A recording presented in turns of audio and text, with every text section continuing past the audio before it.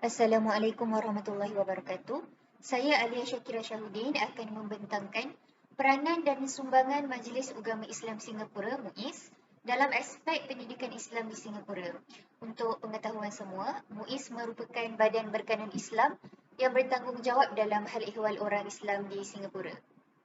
Baiklah, menurut Herwina dan Latifah 2016, pendidikan Islam merupakan sistem pendidikan khusus buat masyarakat Muslim yang dilaksanakan oleh institusi Islam di bawah pengawasan MUIS. Tujuan utamanya adalah untuk menampung kekurangan sistem pendidikan di sekolah kebangsaan yang tidak menyertakan sekali pendidikan agama. Selain itu, Rauda et al. 2014 menyatakan MUIS memainkan peranan utama dalam mengurus perkembangan pendidikan Islam melalui Religious Education Cluster dan Mosque and Social Development Cluster. Kajian ini bertitik tolak daripada kenyataan Riana 2014 yang menyebutkan bahawa kajian mengenai sumbangan MUIS terhadap masyarakat minoriti Muslim di Singapura masih kurang dibahaskan. Justru, kajian ini bertujuan mengkaji dan meneliti peranan serta sumbangan MUIS dalam pembangunan pendidikan Islam di Singapura. Sebelum saya pergi ke dapatan kajian, saya akan menerangkan sedikit tentang sistem pendidikan Islam di Singapura. Pendidikan Islam di Singapura mempunyai 3 jenis, iaitu pendidikan Islam sepenuh masa, pendidikan Islam separuh masa dan pengajian Islam awam. Hanya 6 buah madrasah sahaja yang menjalankan pendidikan Islam sepenuh masa. Pendidikan Islam separuh masa pula kebanyakannya dan kebiasaannya dijalankan di masjid-masjid. Manakala pengajian Islam awam juga dijalankan oleh pihak masjid dan sebahagiannya dianjurkan oleh organisasi Islam. Seterusnya kita lihat kepada dapatan kajian. Antara peranan MUIS dalam pendidikan Islam di Singapura adalah pembentukan kurikulum pendidikan Islam.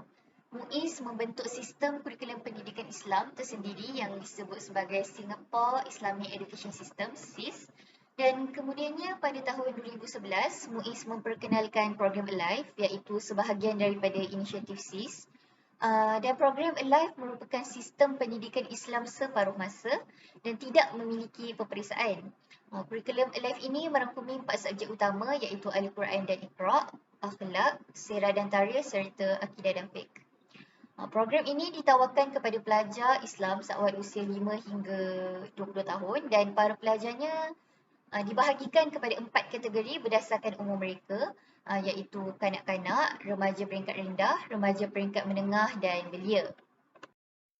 Selanjutnya, MUIS didapati memberikan sumbangan terhadap kualiti pengurusan madrasah, di mana pada tahun 2008, MUIS memperkenalkan Joint Madrasah System atau singkatannya JMS. JMS diwujudkan bertujuan untuk meningkatkan kualiti pentadbiran madrasah menerusi sistem bersepadu yang dibentuk MUIS. Dan terdapat 3 madrasah yang menyertai JMS iaitu Madrasah Arabia Islamiyah, Madrasah Irsyad Islamiyah dan Madrasah Junaid Islamiyah.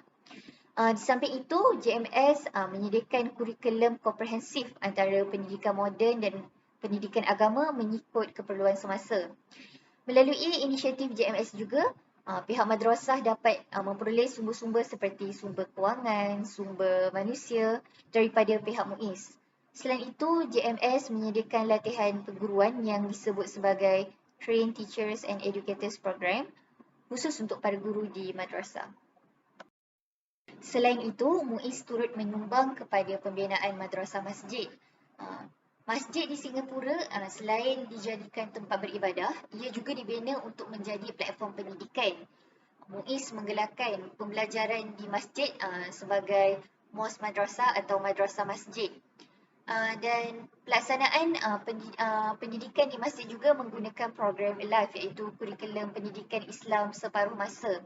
Dan sehingga kini Singapura memiliki lebih daripada 70 buah masjid yang mengadakan kelas agama daripada pelbagai disiplin ilmu serta 23 buah masjid yang menjalankan program Alive.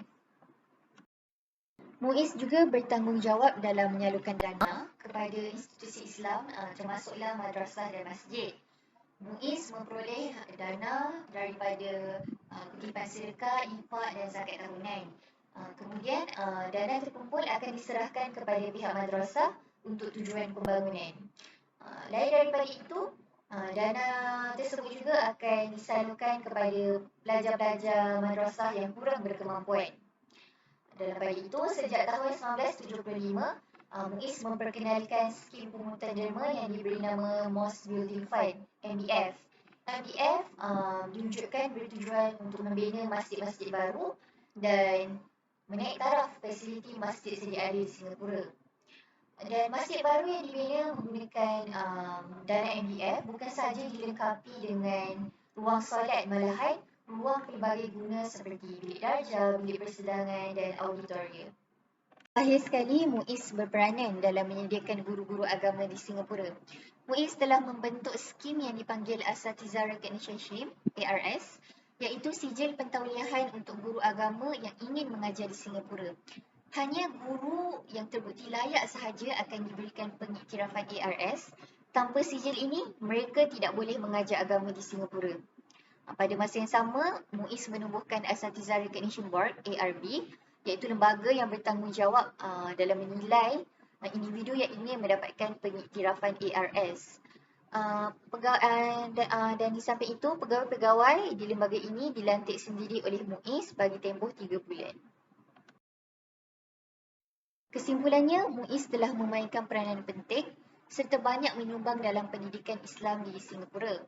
Usaha MUIS dalam meningkatkan taraf pendidikan Islam telah mendorong kepada perkembangan sistem pendidikan Islam yang lebih sistematik dan efektif berbanding sebelum ini. Jadi sekian, itu sahaja daripada saya. Terima kasih.